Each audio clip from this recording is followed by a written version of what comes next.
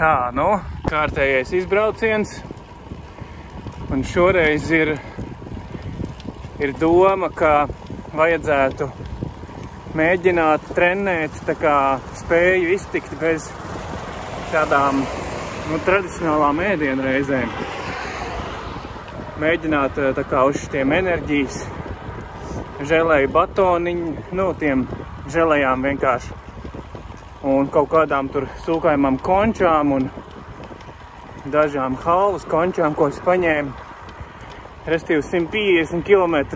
Šeit pagaidām veloceliņš ir, kas ir garām Ānei Tetelei. Un tad uz Iecavu. Tāds plāns. Un tālāk uz Vecumniekiem. Un šo inspirēja tas, ka es ieraudzīju, ka ir uztaisīti jauni asfaltēti ceļi, kas savieno Iecavu Vecumniekus un Vecumniekus Bausku. Tā kā jāizmēģina šie jaunie, tur senāk bija tikai grants ceļi. Un tagad iesot asfaltēti.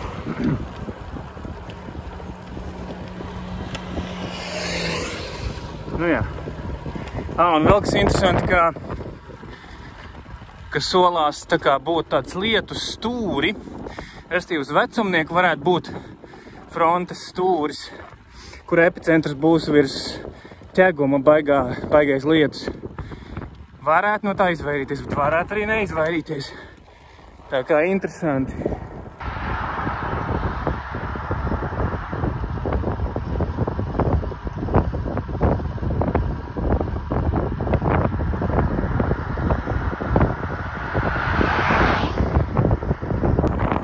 Brauc cauri Iecavai.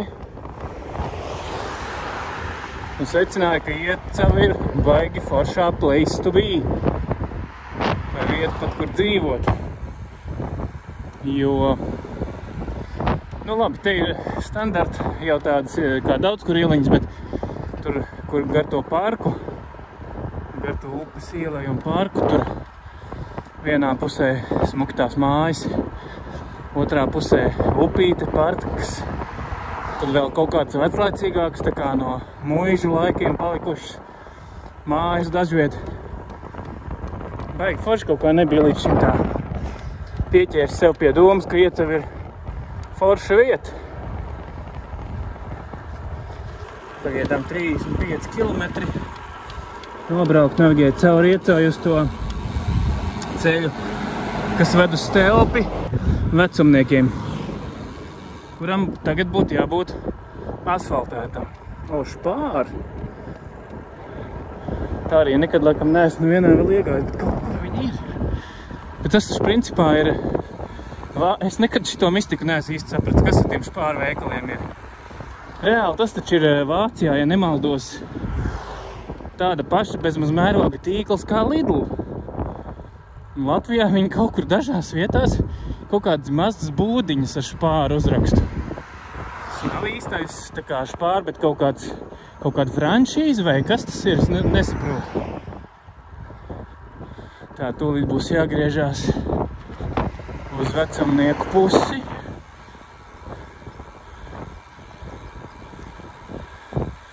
Cik tur ir rakstīts Stelpa 24.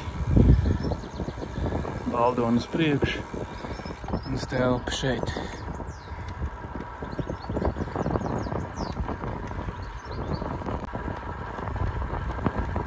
Tepat vēl pie Iecavas, bet lūk, tur uz to pusi, tieši kā ar karti arī sakrīt, tur ir redzams tas lietus brūvējums. Sanāk uz ziemeļa austrumu pusi.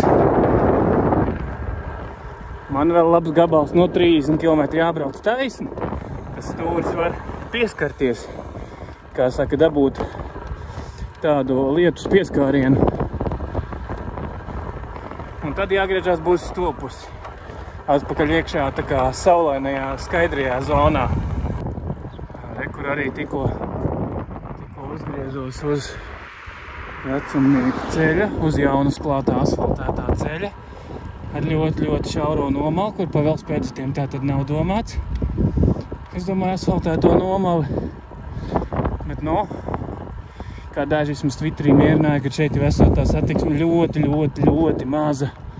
ka neesot baigā vajadzība pēc platākas nomals.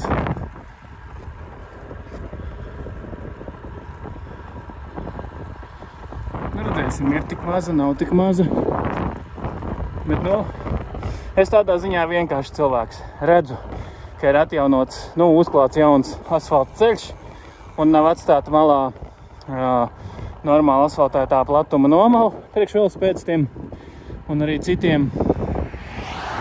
Saku, ka nav labi. Lūk, jau otrā mašīna pārsimts metru laikā.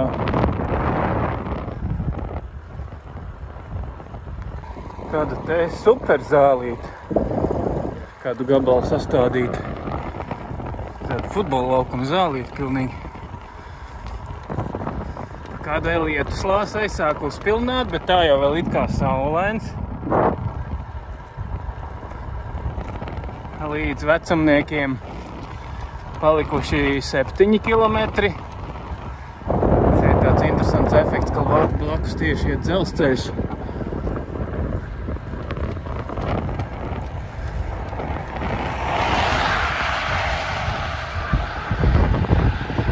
Vairāk daudz mašīnu nav pagaidām, esmu saskaitījis kāds 12.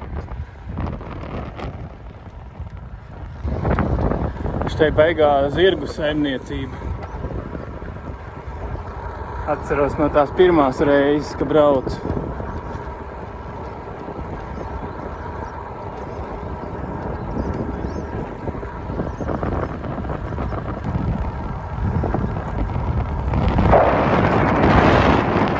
Pie tās šķūņu.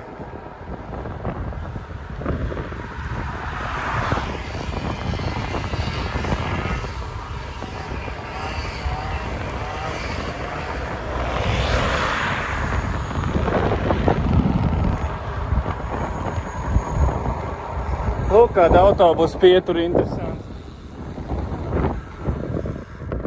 Un šitie dārziņi.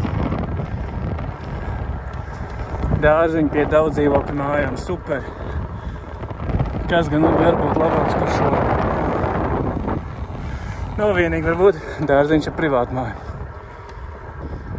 Dārziņi ar privātu mājām savukārt ir šeit. Te vairāk mauriņu vienkārši.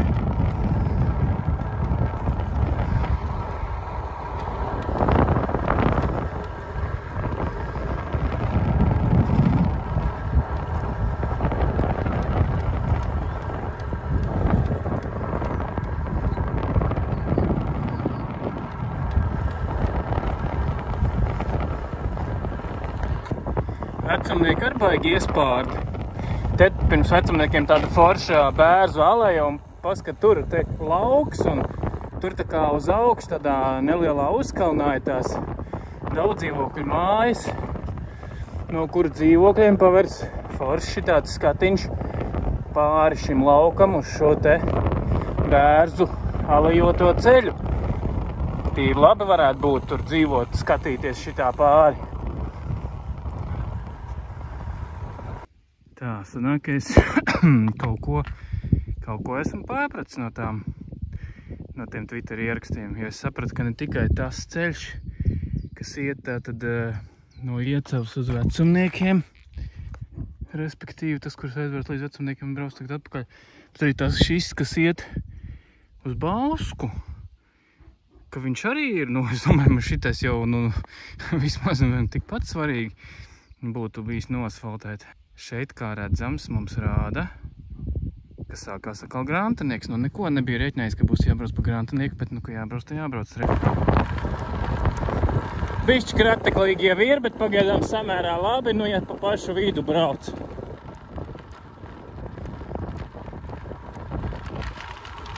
Ietruk virs 3,5. Kalns uz leju.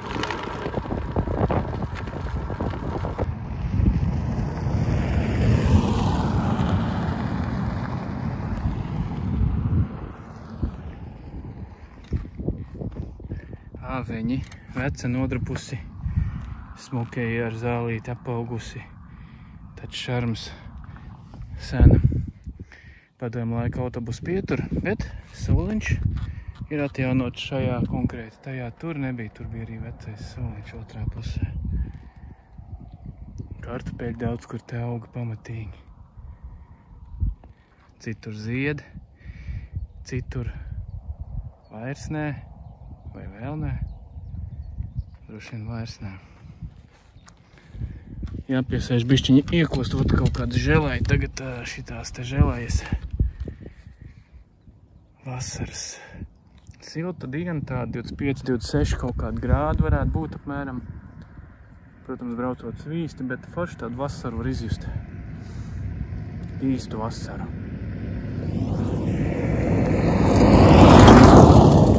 Daži ambāļi, kas uz šitādu ceļu, vat viņiem pofīgi ir. Tur cilvēks brauc ar riteni pretī, nebrauc, iet pa gaisu akmeņu, neiet puteklis, viss. Tā viņi brauc. Viņiem iedirst visiem ģīmībļiem. Vat tas iepriekšējais, kas aizbrauc garām, tas normāli mierīgi aizbrauca. Un vēl viens bija tāds, kas mierīgi aizbrauca. 2 ambāļi, 2 normāli pagaidām šitā ceļa.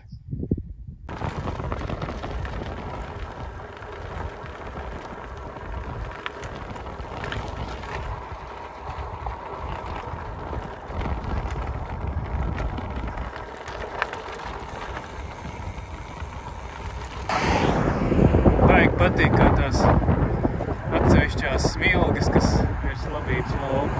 Viņas tā slīd garām, ko sēniem skatās.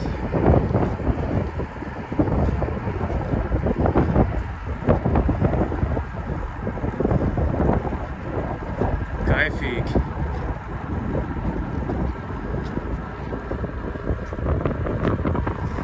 Tuvojies jau Bauskai, pavisam drīz būšu Bauskā. Un tad caur Elai apakaļ.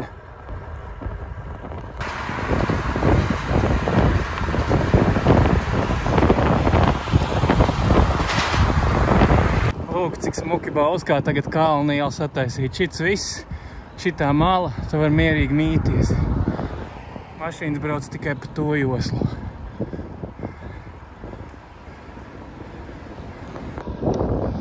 Vecā bērna bipuņas ēka tiek laikam renovēt. Nu, atļāvos tomēr tādu nelielu grēku, kā salčuku paņēmu, un arī biespienu maizi paņēmu, un kafiju paņēmu. Protams, dzeramos uzpildījos. Var jābūt, ka būtu tāpatās nobrauc arī bez tā, bet, nu, benzīna tankā iegāja. Domāju, nu, nafīgi. Bet smieklīgi sanāca ar to iepirkšanos. Es galvenais šitā viss pie kas priekšā esmu nolicis jau, visu viņi smuki saskaitījusi, tā 9 cik tur eiro. Es tagad skatos, atveru to savu šito te jostas somu, meklēju, kur man tas, nu, tur tāds maciņš, atsevišķi maziņš, kur ir kārta iekšā, un neredzu, nav. Es saprotu, mājās viņi cilājas, laikam atstāju viņu mājās. Es viņai tagad saku tā, man laikam ir palikusi karte mājās, un tā. Te es tur sāku skaitīt kaut kādas, man tur ir šitās te atsevišķās naudiņas, nu, restīvi monētas. Skaitu, cik tur sanāks. Gandrīz viss sanāk, nu, ķip jāņem biespienu maizīt nost. Nu, ok, labi, iztikšu bez biespienu maizītes, ņem no tajā brīdī ieraugu, kad izrādās tas maciņš. Viņš ir tā kā, nu, nomaskējies, tā kā šito te kamuflāžu uztaisījis, saplūdis ar to iekšējo sieniņu tai jostas somai kopā, un vienkārši es saku, nē, vēl labāk, man tomēr ir tā kārta. Nu, neko, viņi labi, viņi arī nosmējās, jā, viss kārtībā, neuztraucamies un tā. Nu, tad, nu, beigi, nu, koraši cirks uz līdzenas vietas bija tiem, kas arī rindā aiz muguras gaidīja. Te ir tāda forša atpūtas vieta, braucot ārā no Bauskas uz Elejas pusi. Vairāk šitādi galdiņi, kur var tur lūk. Es ne pirmo reizi šajā vietā kaut ko iestiprinos.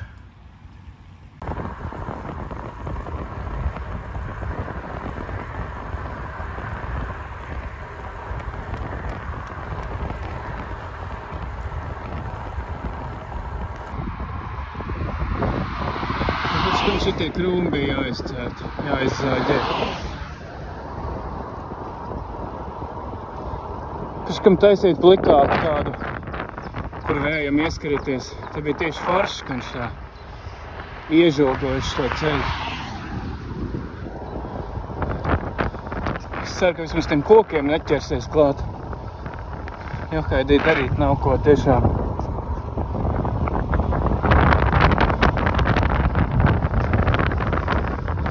Un kāds taču to pasūta un kāds par to maksā. Reāli, tur, kur ir brikšņi, skatu vietās, tur, kur, teiksim, aizauguši skatu vietas, kur parasti senāk bija baigi foršie panorāmiskie skati, tagad kaut kādi brikšņi tur, lai iet un zāģē ārā. Nevis ceļa malā. Nu, lūk, šeit, kur šī zaļā sieniņa, kāda vaina. Priekš kam tur vajag kaut ko lausties iekšā bezjēgā un zāģēt ārā. Nē, taču nesaprot.